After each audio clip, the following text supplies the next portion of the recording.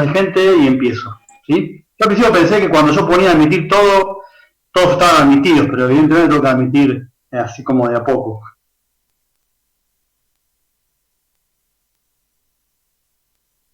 Que me escribía mensajes y demás. A ver, la idea que la clase sea de repaso, pero hay, o de preguntas también, ¿no? Entonces, pero hay un tema que yo quiero plantearles hoy, que es un tema recontra importante porque es lo que estamos discutiendo ahora. Nosotros no, digo, los economistas, los que tienen que adoptar medidas de gobierno, ¿no? Bien actual, ¿sí? Que es la emisión de dinero. Ayer justamente una chica me preguntaba cómo hacía para financiar el New Deal cuando la economía estaba toda en depresión, digamos, ¿no?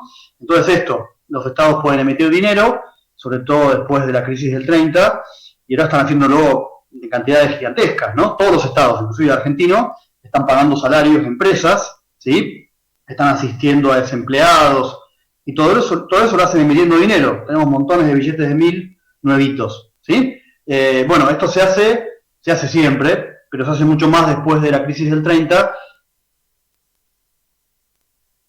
Con oro solo se podía emitir dinero si entraba oro a la economía, ¿sí? Si el dinero, los billetes, estaban respaldados en oro, ¿tá? Eso, bueno, se rompe en el 30, después se intenta restablecer, pero, en fin, en la actualidad no. Los estados emiten sin necesidad de tener respaldo, más que en el sentido común, con una serie de reglas de mercado que vamos a trabajar, ¿sí? Así que, bueno, vamos a revisar qué fue el New Deal, lo voy a hacer rapidito, así tenemos tiempo como para hacer preguntas y demás, ¿sí?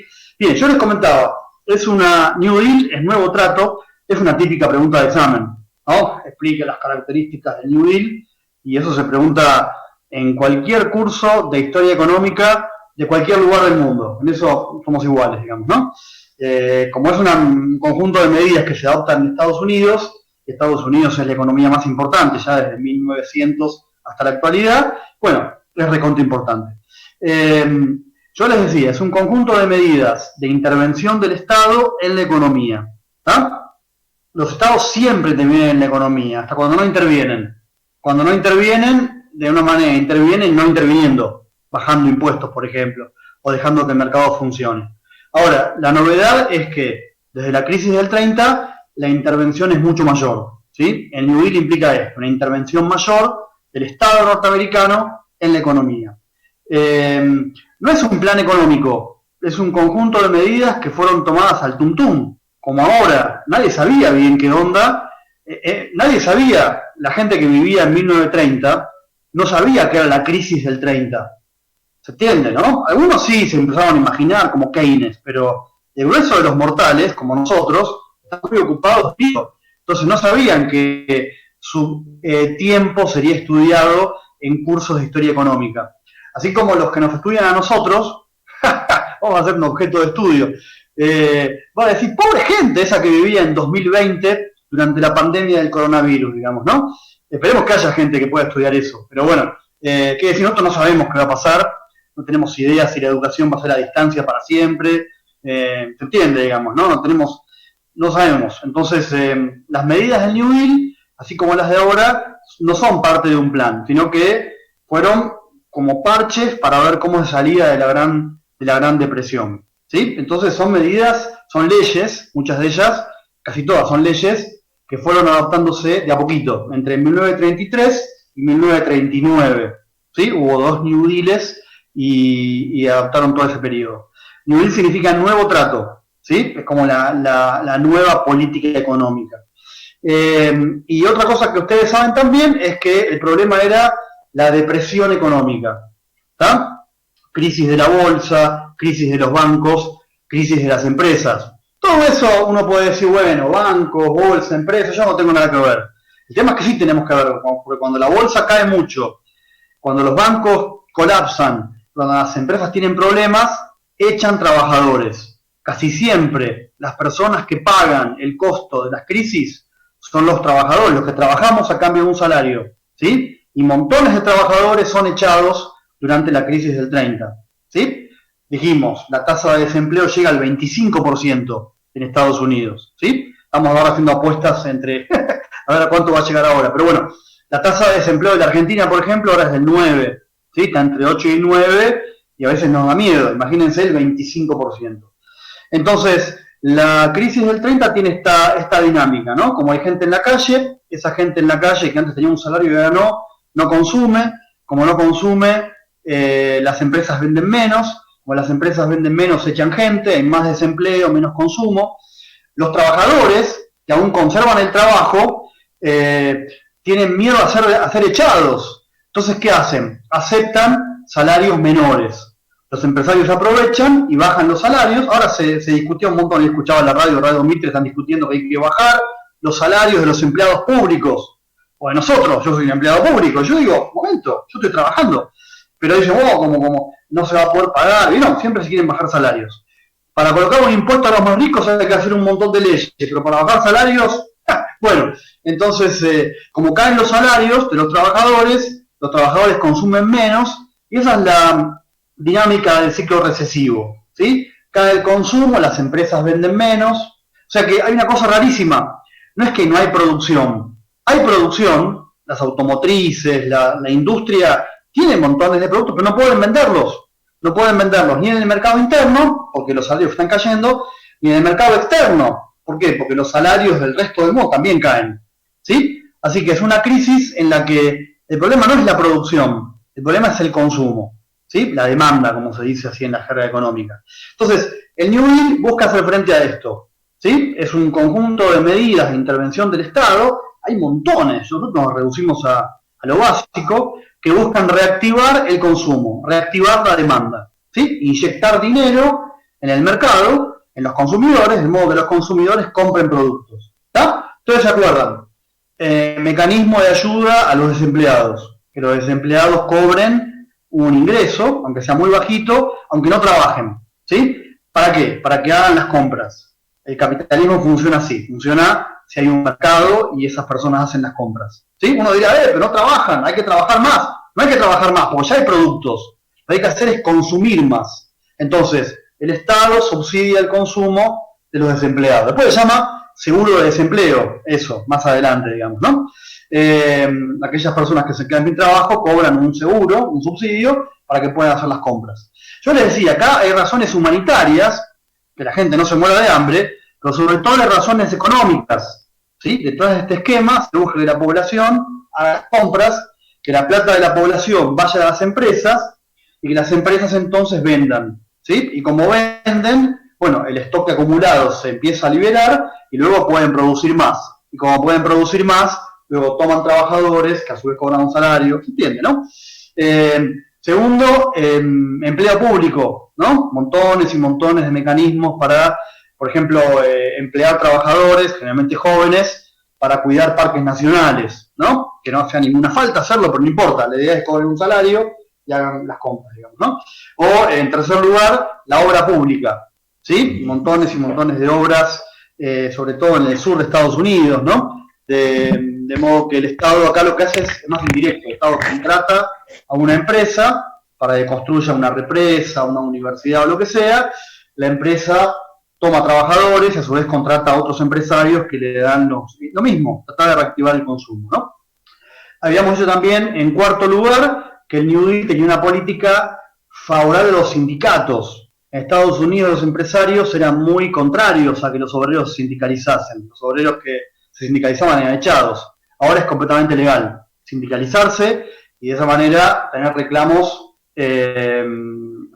colectivos, digamos, ¿no? Cuando hay un sindicato, yo no reclamo mi salario, el aumento de mi salario individualmente, sino que lo hago a través del sindicato y eso le da más fuerza a los trabajadores. El objetivo es que los trabajadores ganen más y puedan consumir más, los empresarios ganen menos de golpe, ¿sí? Porque la crisis del 30 se produce porque había ganancias excesivas del lado de los empresarios y se dedicaban a especular en la bolsa. Bueno, que ganen menos y en todo caso habrá menos especulación y más producción, ¿sí?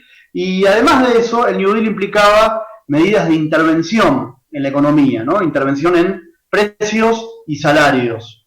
Se fija, por ejemplo, un salario mínimo, ¿sí? ¿Qué es un salario mínimo? Suena medio feo, un salario chiquitito, no. El salario mínimo es un piso legal. Uno dice, el salario mínimo de la economía argentina debería ser ahora 30.000 pesos. Entonces, ninguna empresa puede pagar menos que eso, ¿ah? ninguna empresa puede pagar menos que ese salario piso sería, digamos, ¿no? Entonces la idea es aumentar los salarios y aumentar el consumo de la población. ¿Está? Así que, repito, son medidas adoptadas en el momento, ¿no? Unas son contradictorias, inclusive se va probando, pero después se convierte en New Deal algo así como en la receta para salir de una recesión, ¿sí? ¿Qué tiene que hacer un Estado para salir de una crisis recesiva? Esto, ir en contra del ciclo, ir en contra del sentido común. Si el ciclo económico va hacia la baja, el Estado tiene que gastar más. ¿Sí? Es al revés de lo que dicen muchos. Estamos en crisis, que el Estado gaste menos. No, pues si el Estado gasta menos, la economía sigue cayendo más todavía, ¿no? Entonces es una economía anticíclica, como se le dice. Se le va a llamar a esto intervencionismo estatal o keynesianismo, ¿no? Porque el economista estrella de la época se llamaba Keynes, con K, ¿no? Un economista británico que era contemporáneo, se escribía con Roosevelt, el presidente de Estados Unidos, y bueno, Keynes escribió un tratado famoso de economía, entonces quedó como esto como keynesianismo.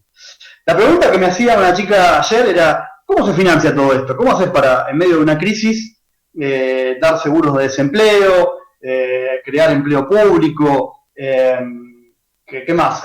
Financiar la obra pública. La respuesta es muy simple. El Estado puede gastar si recauda impuestos, cosa que lleva tiempo. Hay que hacer una ley, modificar una ley, aumentar los impuestos, uno tiene que tener mayoría en el Congreso.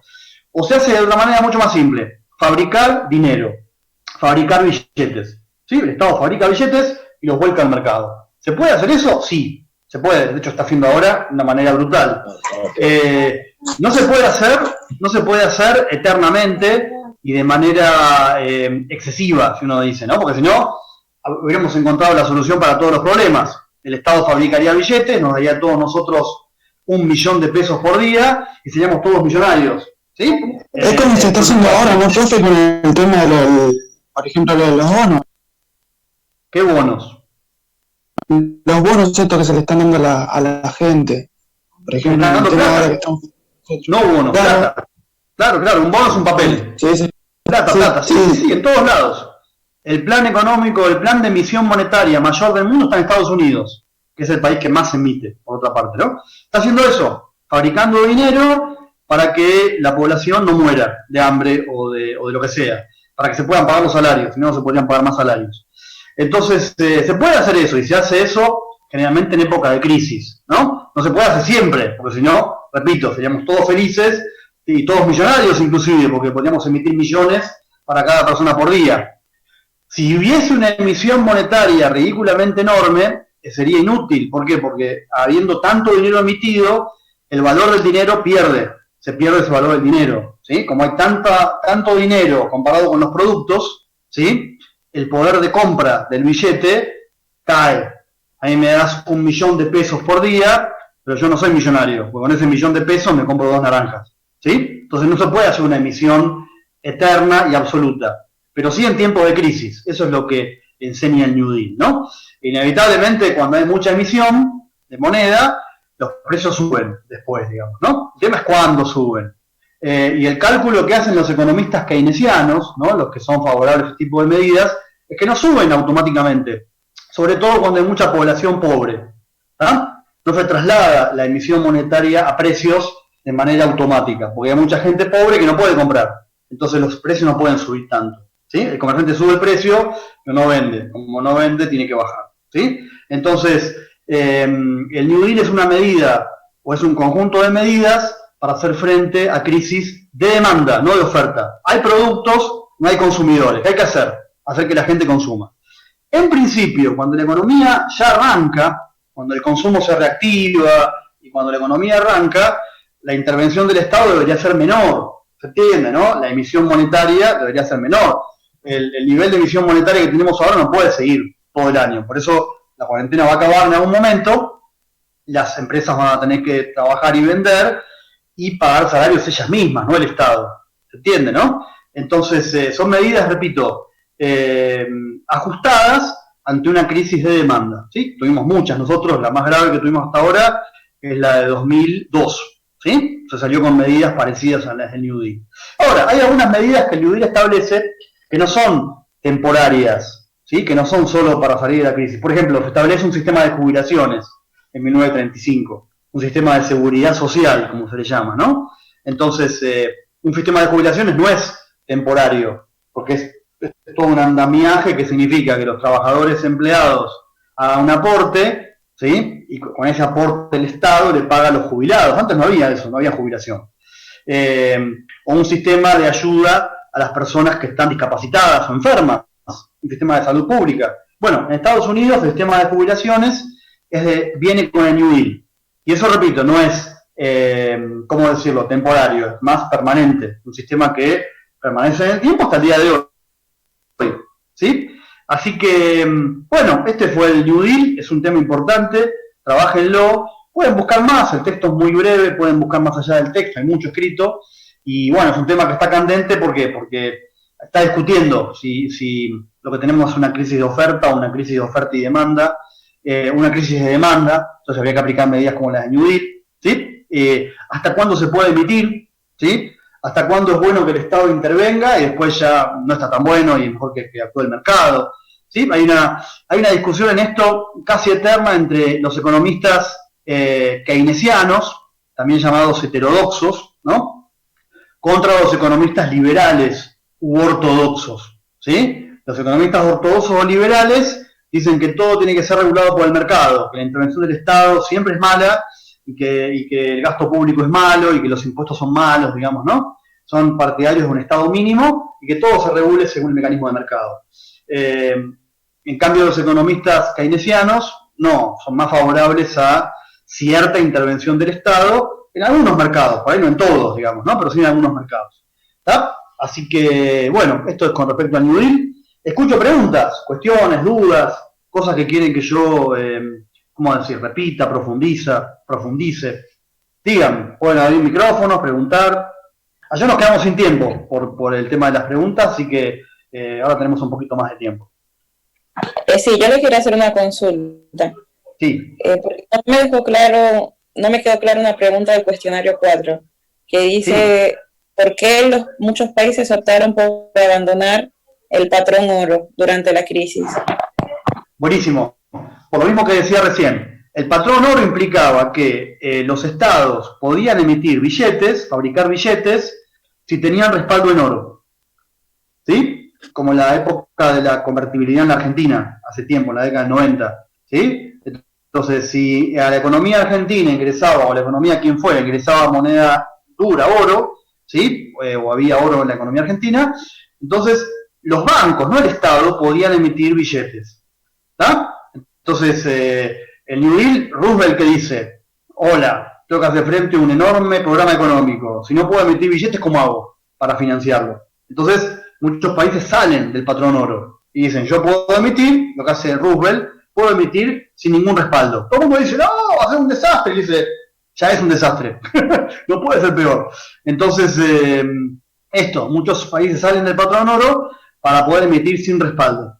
Hoy en día no hay patrón oro. Es decir, los estados emiten.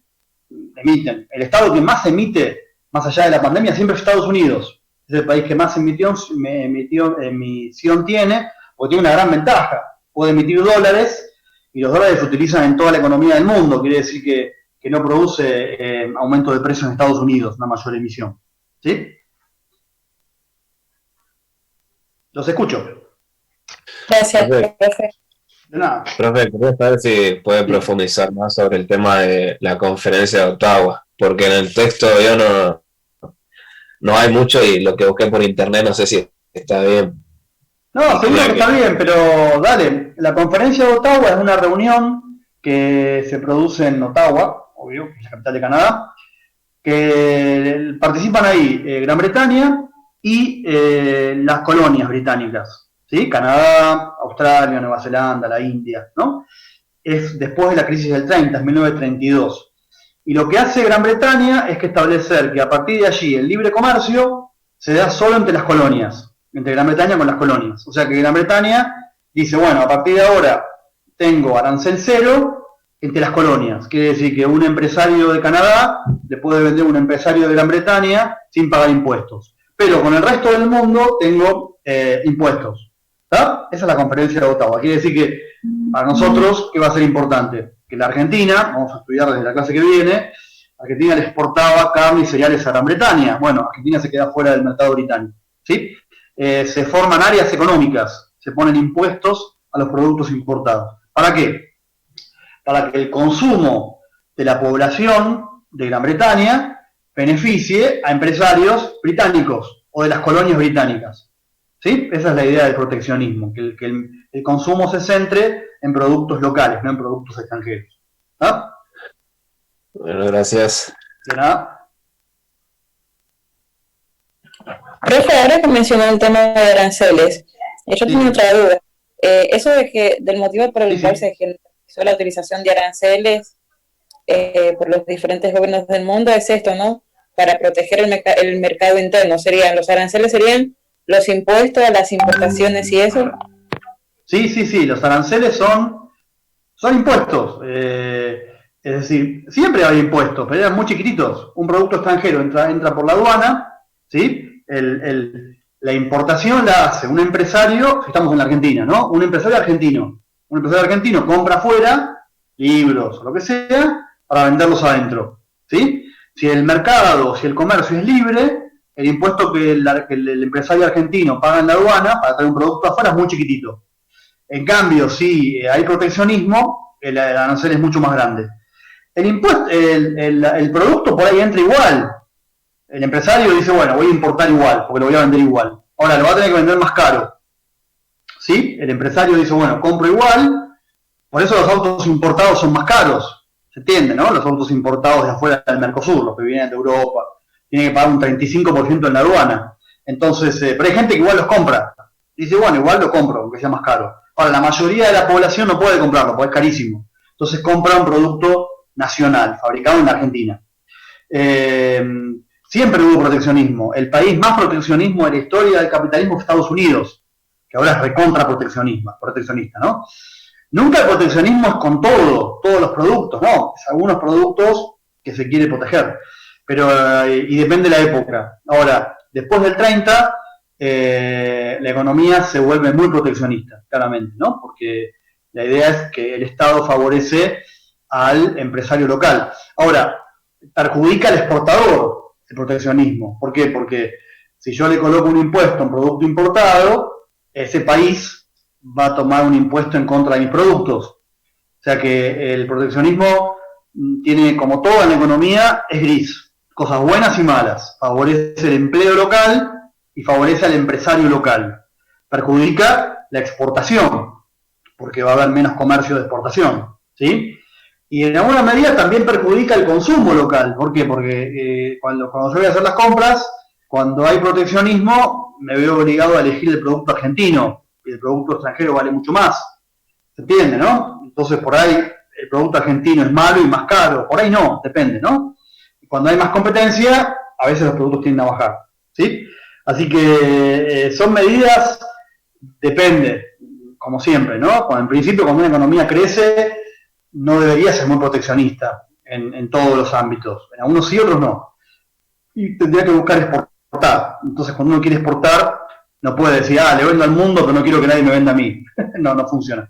Entonces, depende del momento. Es evidente que con este lío, lo que uno puede pensar es que el mundo va a ser más proteccionista el año que viene o el otro. ¿Sí? Bueno, más preguntas. De nada, che.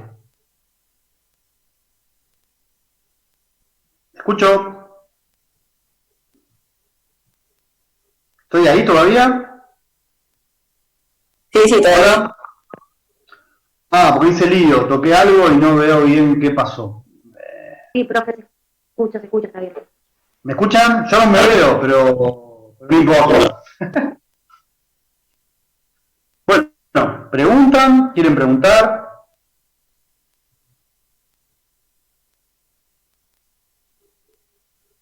¿No? No, ¿Siguen ahí? preguntó una de las chicas, así que ya está. Bien. ¿Alguna pregunta más?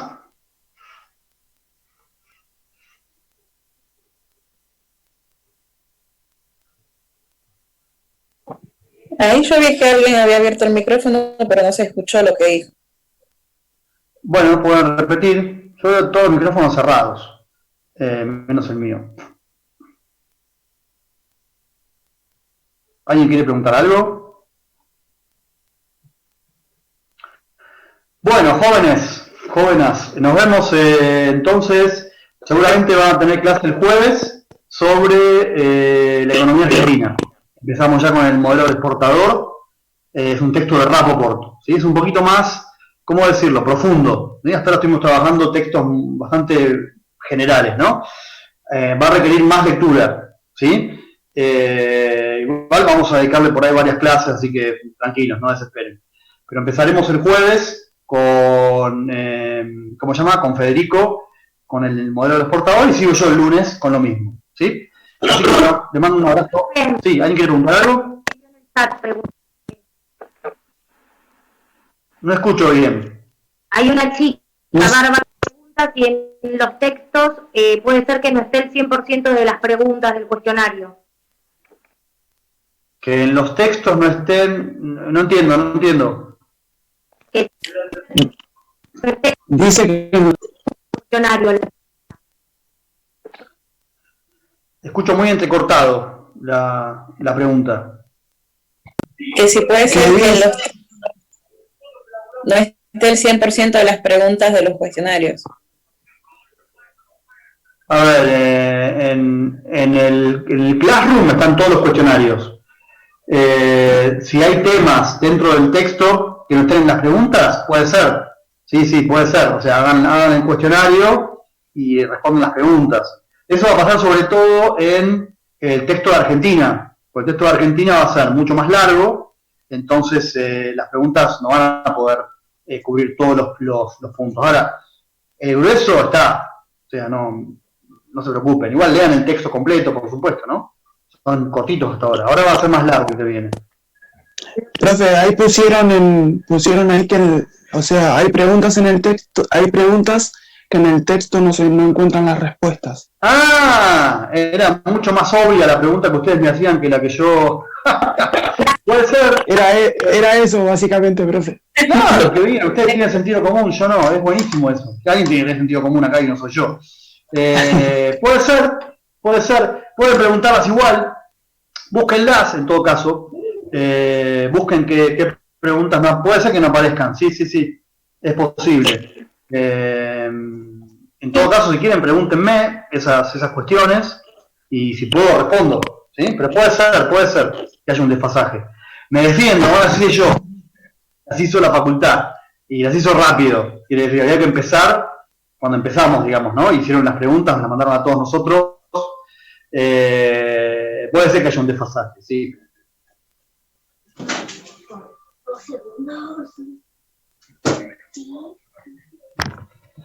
Bueno, ¿escucho alguna pregunta más? A mí me encantaría poder ver el chat y verme a mí. Pero tengo miedo de que si hago esto, quedemos fuera de la reunión. Sí. Computadora y lo puede ver también. Ahora no puedo ver nada, no puedo ver un pomo. Puedo ver la página de entrada de Zoom y un pedacito chiquito que dice Daniela Sganga, nada más. Así que no tengo idea, pero bueno, ustedes me ven, está bien. Tampoco falta que me vean. Sí. Bueno, ¿alguna pregunta más? El chat no dice nada. Bueno, me despido. Nos veremos el lunes o el martes que viene. Y que tengan buena semana, que la pasen bien. Gracias, profe, igualmente. Chao. Hasta luego.